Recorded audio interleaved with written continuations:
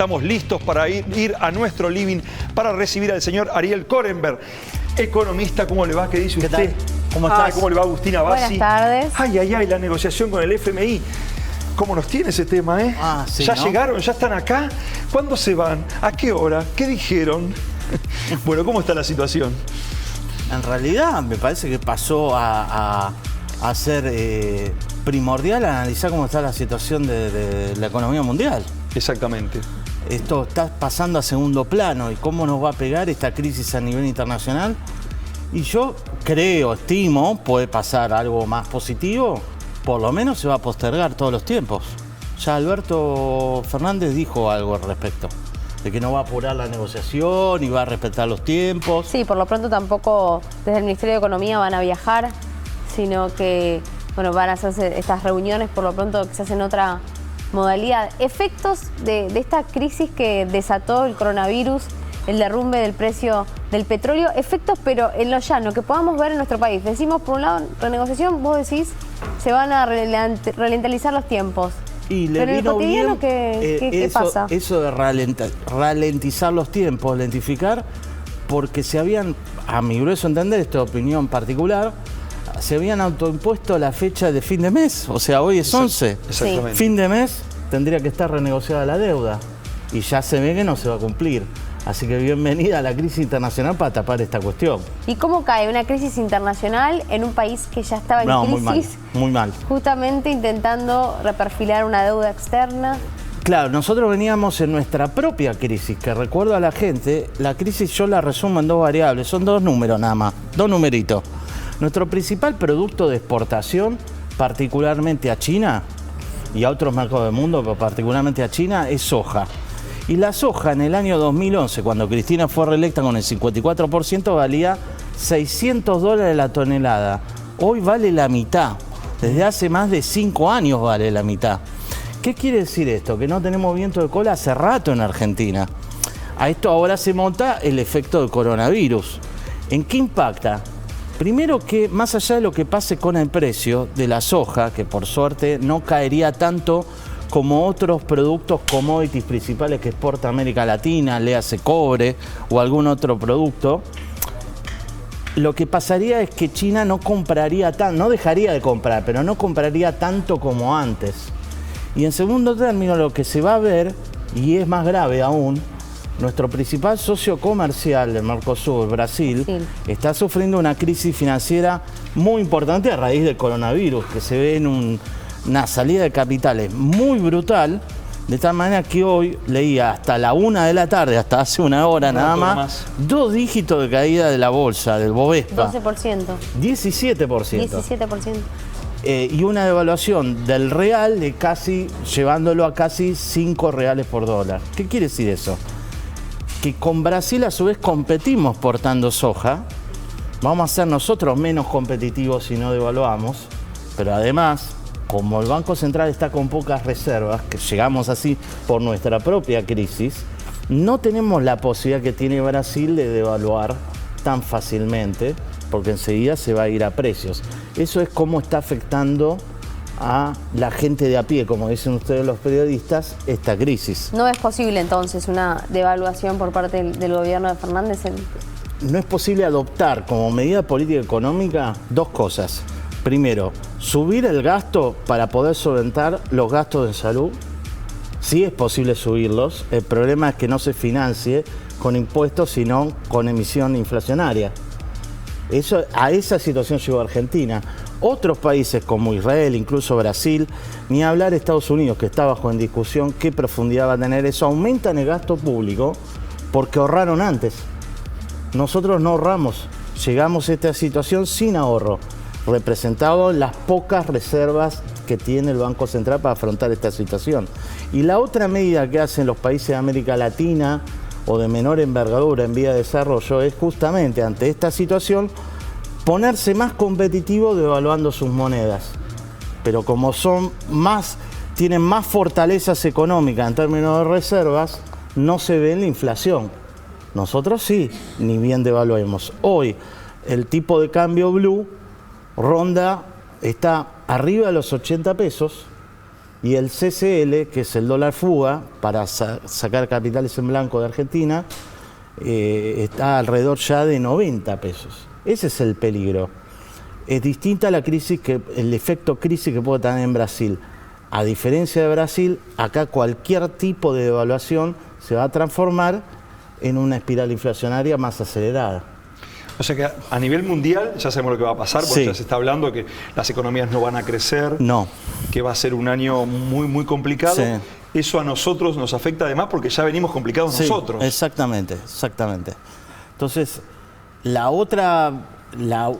positiva que yo vería sería la siguiente. Por un lado, es una crisis mundial que aparentemente va a ser muy profunda, en profundidad quizá equiparable a lo que fue la crisis financiera internacional del 2008-2009, que recuerdo, nos pegó de lleno a Argentina, pero nosotros estábamos más fuertes porque hasta ese momento había muchísimo más reservas en el Banco Central. Yo pongo en ese dato, Sí. muchísimas más reservas en el Banco Central de las que hay hoy en día. Y además, en ese momento se superpuso con la otra gripe, la H1N1. No sé si se acuerda, pero acá cerraban hoteles, cines, teatros. La pasamos mal también, pero pasó una pandemia con efectos muy fuertes sobre la economía argentina. El tema es la fragilidad con que recibimos esa Total. crisis. ¿Vos crees que ya se siente el impacto de esta crisis, llamémosla coronavirus, crisis internacional? ¿O que todavía no, que seguimos inmersos como en nuestra propia situación? Bueno, todo esto es que muy ya la critica? reciente. Lo más grave de la crisis se produjo este domingo con la caída del precio del petróleo brutal. Y el lunes negro. Y el lunes negro. Pero hoy también ya se habla de un jueves negro. Sí, hoy ya, digamos, el Dow Jones tiene otra caída de entre 8 y 9%. O sea, es muy fuerte. Es la semana negra. Es podemos muy decir. fuerte. Mirá, las repercusiones se ven ya, pero a lo largo de los días sí es muy probable. Yo creo que la apuesta, decía, puede llegar a ser tan grave la recesión internacional y la caída de nuestras exportaciones tan grave como aquella del 2008-2009, pero por ahí la apuesta es que sea más corta. Porque esto tendría que traer un especialista en salud. Lo que se dice, los expertos de la Organización Mundial de Salud, es lo que tiene el coronavirus, que es muy contagioso. Exacto.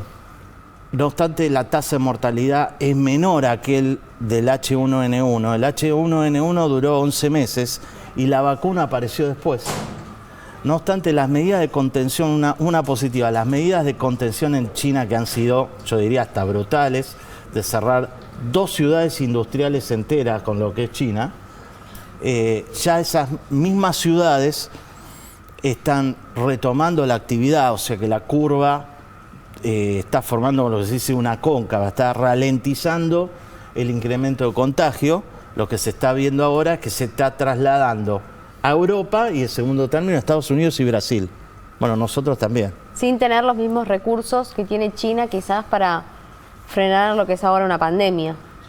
No, bueno, Estados Unidos China lo tiene. creó también, construyó 2 Nosotros no hospitales, ¿no? Hablando de nosotros. Ah, ¿nosotros? Digo, lo han podido controlar, sin embargo, no Mirá, contamos quizás como yo país sé con que esos está de recursos. moda hablar negativo del país, pero voy a hablar de algo positivo. Yo creo que la salud pública en Argentina todavía resiste. El hospital público en Argentina todavía es bueno. No por la acción de la política pública, que es pésima. Y este No lo digo costo, por el este costo gobierno, sino por extra el que anterior. tiene Sino por los profesionales que están a cargo. El Perdón. costo extra Sí. que tiene enfrentar este virus, ¿cómo impacta en el gobierno? Digamos, esto fue un imprevisto. Nadie, ¿no? A principio de año podría llegar a prever que esto iba a suceder. No, bueno, sin duda a principios de años, perdón, te voy a Me vas corregir a algo. contradecir, sí. En enero ya se sabía. Sí, estaba en China y comenzó como algo, ¿no? Chico, eran algunos casos aislados, digamos, pero no era algo que cuando arrancó el gobierno, Alberto Fernández pudo llegar a pensar. Digo, ¿qué pasa con ese imprevisto? ¿Cuál es el costo que tiene hoy ese imprevisto? No, el imprevisto va a ser que sin duda va a ser necesario aumentar las partidas de gasto Sí, con destino a las medidas de contención y mitigación. ¿Sí? sí. Bueno, Argentina yo creo que tiene la capacidad para hacerlo, no tiene la capacidad de financiarlo con más impuestos. Ese es el peligro. Cualquier aumento de gasto público hoy es como decimos los economistas, monetizar el financiamiento del gasto público. Y en este momento la gente no cree en el peso, o sea, sube el dólar. Ese es el peligro que estamos corriendo. Ahora, el gasto público va a aumentar y va a tener que aumentar, pero en esa partida, no en cualquier cosa. No tomar esto como excusa para hacer cualquier cosa. El aumento tiene que ser para solventar las medidas de mitigación del Malbrán, las instituciones públicas, el hospital público, etcétera, etcétera. Capacidad técnica hay. Y profesional, claro. Y profesional, pero lo vuelvo a decir porque yo soy muy negativo con el funcionamiento del Estado argentino, soy muy extremo. Para mí no hay Estado. Hay profesionales independientes que toman la manija en cada organismo público a pesar de las decisiones erróneas de los ministros y presidente incluido. No solo por este, sino por los anteriores. Entonces, yo creo que se van a tomar las medidas de mitigación, etcétera, pero yendo más profundo, es un golpe muy fuerte a la tendencia de crecimiento a largo plazo de la economía argentina. ¿Por qué? Porque van a postergar de vuelta la renegociación de la deuda y además, y en eso tengo mi principal punto crítico, se ha ido a renegociar la deuda sin plan. No tenemos pauta de cómo es el plan económico, ni cuáles son las medidas, independientemente de este shock que nos pega de lleno, ¿no? Estados Unidos, lo anunció Donald Trump, quiere tomar medidas para amortiguar un poco esta crisis. ¿Cuál es la situación? Bueno, lo que está pasando, primero, como todo está con demasiada incertidumbre y aversión al riesgo, se dice hay una huida hacia la calidad. ¿Qué hacen los inversores del mundo? Salen de todas las bolsas y de todos los activos y se van, independientemente de la repercusión negativa en Estados Unidos, se van a Estados Unidos. ¿Cómo? Comprando bonos del Tesoro de Estados Unidos, porque Estados Unidos siempre respetó la deuda. Ese es el punto. Y la otra alternativa es el oro. Entonces, Donald Trump aparentemente se anotició o tomó conciencia de esto hace 2 días. Hace 2 días. Improvisó. Otros gobiernos como Italia también improvisó. No lo tomaron muy en serio lo del coronavirus. Ahora sí. Hasta Tom Hanks está infectado con coronavirus. Con su mujer, lo que va a provocar es un efecto de paranoia, porque cuando tenés una figura pública claro, ya contagiada, decís, bueno, esto es grave. Ahora, está tomando medidas correctas, digamos, de aumentar el gasto público en salud, sea lo que sea. Lo que pasa es que entran en una discusión ideológica, como ahí hay también grieta, digamos, y se monta sobre la campaña electoral de este año. Trump se la agarró con los demócratas en detalles como, che, no usen esto para solventar los pagos del aborto o de otras medidas que no son concomitantes con mitigar el coronavirus. Y entraron en una discusión ideológica que está provocando efecto en los mercados porque ya los mercados desconfían del propio Trump. Por izquierda, en el sentido de que no saque esta ley de mitigación del coronavirus. Y además Estados Unidos en un año muy particular. Electoral, hay que ver cómo pega todo esto y cómo improvisa Mr. Donald. Y está improvisando porque la verborragia que tiene se ha agarrado con la bancada demócrata cuando, creo, ante esta opinión mía, ante esta situación no da para hacer una discusión electoral sobre las medidas tomadas, que coinciden los dos en que sí hay que tomarlas. Porque de hecho el secretario de Tesoro de Trump está negociando con Nancy Pelosi, la presidenta de la Cámara de Representantes, al mismo tiempo que se están peleando Donald Trump con los principales líderes demócratas. Tradicional, de un líder así populista, digamos. Lo que sí es un mucha hecho, imprevisibilidad, digamos, dentro de este contexto de muy poca previsibilidad, es que los países no van a crecer lo que esperaban. Eso es un hecho a nivel mundial, digamos, es un 2020 complicado para todos. Muy complicado, se dice que China, digamos, son cálculos, digamos, y proyecciones. China perdería un trimestre y, digamos, el boom chino consistió en números, básicamente, crecer a tasas chinas. ¿Se acuerdan cuando se hablaba así? Se decía que Argentina crecía a tasas chinas, después se comprobó que no, pero bueno. Durante 30 años seguidos creció a tasas mayores al 8% anual, que es enorme. enorme.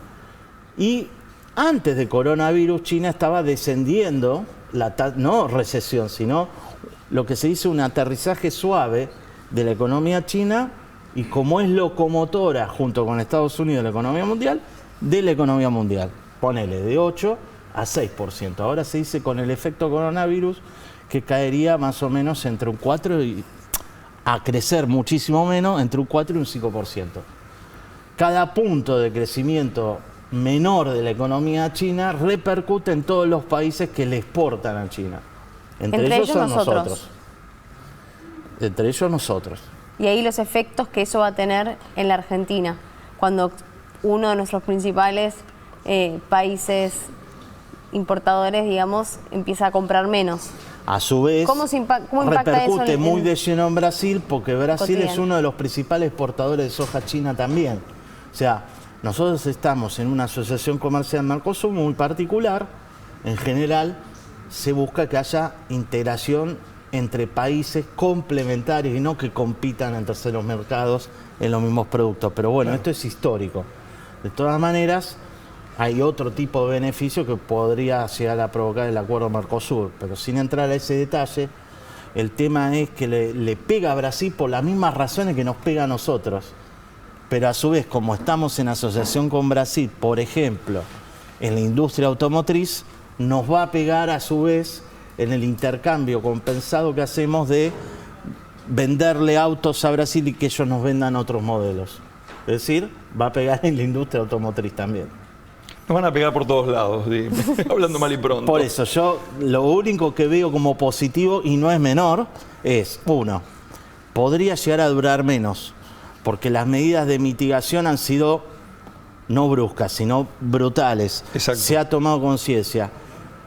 La culpa, si es por buscar algo mediático, simple, y podría ser de China, pero no es algo, en mi grueso entender, a propósito, sino una dejadez del régimen, que recordemos es autoritario, que anunció un mes después que existía la epidemia. ¿Sí?